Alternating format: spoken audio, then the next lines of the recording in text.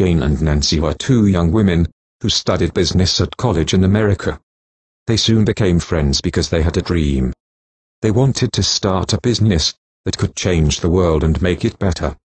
They often talked about the problems around the world, and they thought of doing something for people who needed help.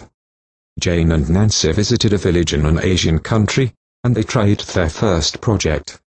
They showed movies and sold things to people living in the mountains.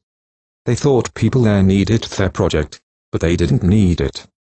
People in the village said to them, "You don't know anything about life here. We don't want to listen to you." After this, Nancy said to Jane, "I don't think we can help people here. Let's go back to America." But Jane said to Nancy, "Did you see the children here? They want to go to school, but they can't because they have to work for their families. We must do something for them. Let's stay."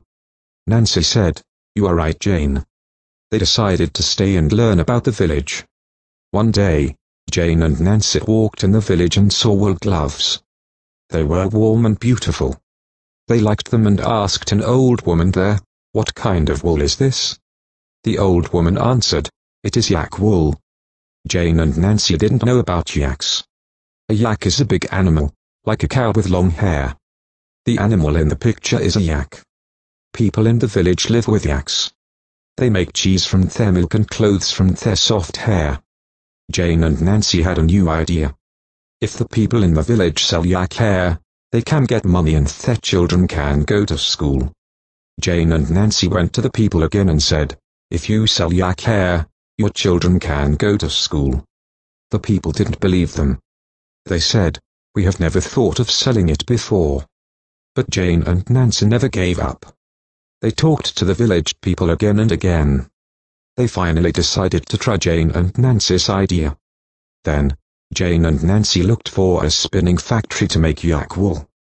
They met an owner, who understood their project. He said, "You have a good idea. I'll help you." The next thing they needed was people who could knit yak wool well. With the help of a girl who was interested in their project, they found some women who could knit wool very well. Jane and Nancy talked to them about their project. They liked the project and said, "Can we really make money if we knit yak wool? Can our children go to school? This is like a dream." Finally, Jane and Nancy's dream was realized. Their products are popular around the world because they are warm and beautiful. People in many countries can buy their products now. Jane and Nancy's experience tells us one thing. If you have a dream, never give up.